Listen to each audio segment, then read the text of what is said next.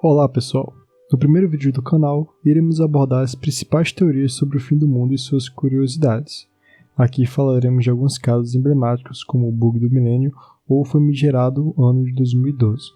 E só para avisar, esse não é só o primeiro vídeo do canal, mas também o primeiro vídeo que já editei, então estou aberto a sugestões e sintam-se livres para comentar sobre. Sem mais enrolação, vamos para o vídeo.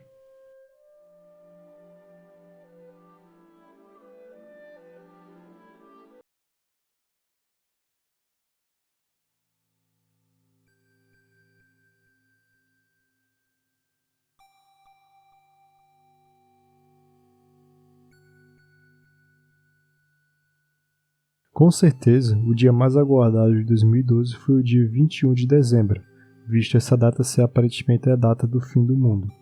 Mas por que as pessoas pensaram na época que o mundo realmente iria acabar em 2012? Tudo, na verdade, começou com o calendário maia. Essa antiga civilização, que viveu na América Central, tinha uma forma muito avançada de contar o tempo. Eles criaram um calendário chamado de contagem longa, e segundo ele, o dia 21 de dezembro de 2012 marcaria o fim de um ciclo de 5.125 anos. Mas, para os maias, isso não significava o fim do mundo, e sim o fim de um ciclo importante. Era como se fosse o nosso ano novo, só que em uma escala muito maior, já que a gente está falando aqui de mais de 5.000 anos. Mas então, como é que isso virou uma teoria apocalíptica? Bom, como vocês irão ver ao longo deste vídeo, as pessoas sempre tiveram um fascínio com a ideia do fim dos tempos. A cada período, as pessoas interpretam sinais como se o fim estivesse próximo, e foi isso que aconteceu em 2012. Para completar, a mídia também inflava cada vez mais a ideia de que o mundo realmente acabaria em 2012, partilhando da mesma interpretação errônea do calendário maia. Exemplos disso são reportagens sensacionalistas, matérias que espalhavam a mesma desinformação, e até tivemos um blockbuster no meio, conhecido como 2012. Lembro que apesar do filme ser bem popular, eu estava me cagando na época e por isso não o vi até hoje. E já que estamos falando da minha reação, vamos falar da reação em geral. Bem, era mista. Apesar de alguns permanecerem bem céticos quanto a isto e até realizarem brincadeiras, haviam pessoas que realmente estavam investidas em acreditar que o mundo acabaria e chegaram a criar bunkers e a estocar alimento, à la Covid-19. Mas finalmente, o que aconteceu de fato no dia 21 de dezembro de 2012? Bom, nada. O dia passou como qualquer outro e o ciclo do calendário maia terminou sem nenhum evento catastrófico. Bem, pelo menos depois de 2012 as teorias sobre o fim do mundo deram uma baixa e começaram a cair na descrença da população, apesar de ainda haver várias que surgiram depois desta.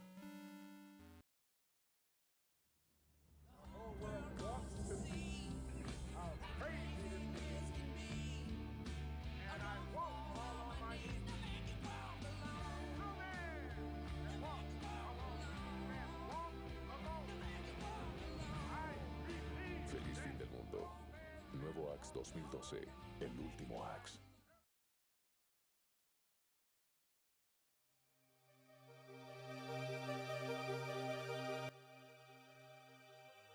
Esse não tive o desprazer de sentir medo, porém o bug do milênio conseguiu amedrontar boa parte da população lá na virada do ano de 1999 para 2000.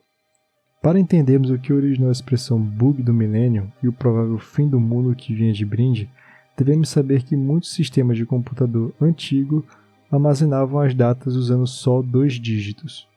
Por exemplo, em vez de 1998, era só o 98. Se fosse 1997, seria só o 97. E isso não era um problema, tanto que funcionou perfeitamente por décadas. Até a chegada do ano 2000. Com a chegada dos anos 2000, os computadores iriam calcular as datas como 00. E as pessoas tinham medo que os computadores pudessem interpretar esse 00 como 1900. E aí o problema começava. O problema não era só com a data errada. A questão é que muitos sistemas críticos dependiam dessas datas, como bancos, hospitais, empresas de energia, comunicações, ou seja, tudo aquilo que ainda hoje é extremamente necessário. As possíveis consequências que isso traria eram diversas. Falta de energia elétrica por tempo indeterminado, falha no sistema judiciário, falha nos bancos, dinheiro sumindo dos bancos, dados destruídos e até acidentes aéreos estavam no rol exemplificativo de desgraças previsto. Outra preocupação era com os sistemas militares. Muitos deles dependiam de tecnologia antiga. Se esses sistemas falhassem, poderia haver problemas de segurança em nível global e até mesmo podendo ocasionar uma terceira guerra mundial. Nesse caso, assim como em 2012, muitos estocaram comida e realizaram abrigos.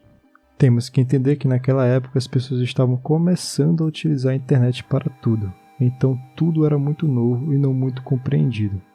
Para completar, a virada do ano era prevista pelo astrólogo Nostradamus como um período de que alguma tragédia iria acontecer, como vamos ver mais para frente. Bem, e o que foi feito para tentar evitar este bug? Muitos países investiram pesado e muitos softwares foram reprogramados para evitar o bug. Outros simplesmente não fizeram nada para evitá-lo. Só sabemos que no final, nada aconteceu. Bem, não exatamente nada, pois alguns sistemas de banco apresentaram pequenas instabilidades que foram rapidamente resolvidas. O mesmo para máquinas de algumas empresas que apresentaram problemas que não acarretaram nada. Até os países que nada investiram para se proteger desse famigerado bug, de nada sofreram.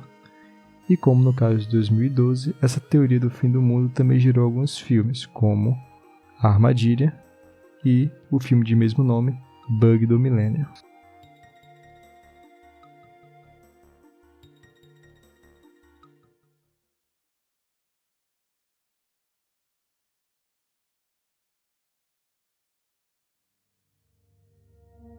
Nostradamus foi um médico, astrólogo e autor francês do século XVI, mas só ganhou grande notoriedade mesmo por conta de suas profecias. Algumas profecias de Nostradamus realmente chegaram a se concretizar, dentre elas a morte do rei Henrique II, que era o rei da França, a Revolução Francesa e o fim do Império de Napoleão Bonaparte, entre outras. Porém, uma das profecias do astrólogo aparentemente não aconteceu, e esta é conhecida como a profecia do Rei do Terror. Em uma das estrofes poéticas de Nostradamus, ficava subentendido que algo ocorreria no ano de 1999, mais precisamente no mês de julho. A estrofe dizia, abre aspas, no ano de 1999, no 7º mês, do céu virá um grande rei do terror, para ressuscitar o grande rei de Angalmois. Antes e depois, Marte reinará em uma boa hora. Fecha aspas. Essa quadra, como muitas outras de Nostradamus, foi escrita de forma vaga e poética, dando margem a diferentes interpretações. Alguns estudiosos e entusiastas das profecias acreditavam que o Rei do Terror referia-se a um evento catastrófico que aconteceria em julho de 1999, causando pânico global. Na época, surgiram várias teorias sobre o que esse Rei do Terror poderia representar.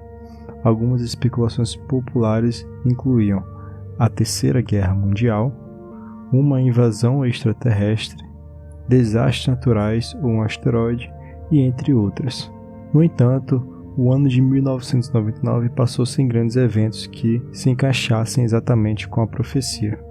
Muitos céticos apontaram isso como mais uma previsão falha, enquanto os crentes ajustaram a interpretação, dizendo que o evento ainda estava para acontecer ou que Nostradamus se referia a outro tipo de terror menos evidente.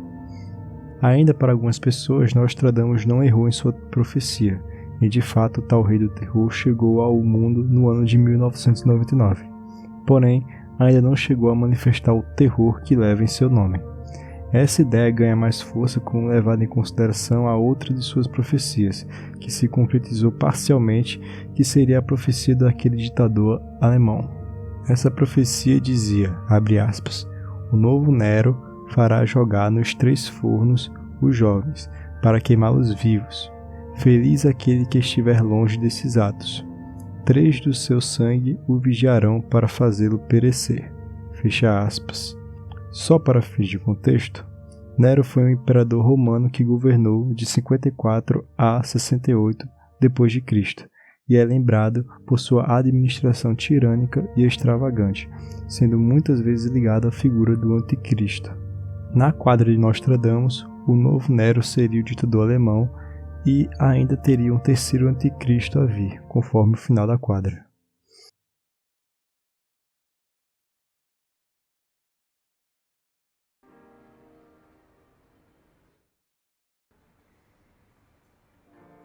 Harold Camping foi um radialista e líder cristão evangélico americano, conhecido por suas tentativas de prever o fim do mundo. Ele era o dono de uma rede de rádio cristã chamada Family Radio e acreditava ter calculado a data exata do Apocalipse com base em sua interpretação da Bíblia. Camping previu que o juízo final aconteceria no dia 21 de maio de 2011. Ele afirmava que nesta data um evento conhecido como arrebatamento ocorreria, onde os justos seriam levados ao céu e um grande sofrimento global, o Apocalipse, se iniciaria para aqueles que permanecessem na Terra. Convicto de sua previsão, Camping e seus seguidores espalharam a profecia pelo mundo. Eles investiram milhões de dólares em anúncios de rádio, outdoors e panfletos, alertando sobre o suposto fim iminente. Várias pessoas venderam seus bens, largaram empregos e se prepararam para o fim. Porém, quando 21 de maio de 2011 chegou, milhares de pessoas aguardavam ansiosas pelo fim do mundo. No entanto, o dia passou sem qualquer evento apocalíptico. O mundo continuou normalmente e Camping foi amplamente criticado e ridicularizado por sua falha. Depois do erro, não satisfeito, Camping anunciou que havia interpretado os sinais de forma incorreta. Ele afirmou que o arrebatamento havia acontecido espiritualmente e que o fim do mundo físico realmente ocorreria em 21 de outubro de 2011. Ou seja, para Harold, as pessoas teriam suas almas separadas do corpo naquele dia e no dia 21 de outubro todas morreriam do mesmo jeito. Nesse ponto, com certeza Harold estava torcendo para que o mundo acabasse para não ser ridicularizado novamente. Porém, para o azar de Camping, quando a prevista data chegou e mais uma vez nada aconteceu, Camping finalmente admitiu que seus cálculos estavam errados. O segundo erro foi um golpe ainda maior para os seus seguidores e muitos deles se sentiram enganados. Depois desse erro, Camping absteu-se de aparecer na mídia e nunca mais tocou no assunto do fim do mundo, e veio a falecer no dia 15 de dezembro de 2013.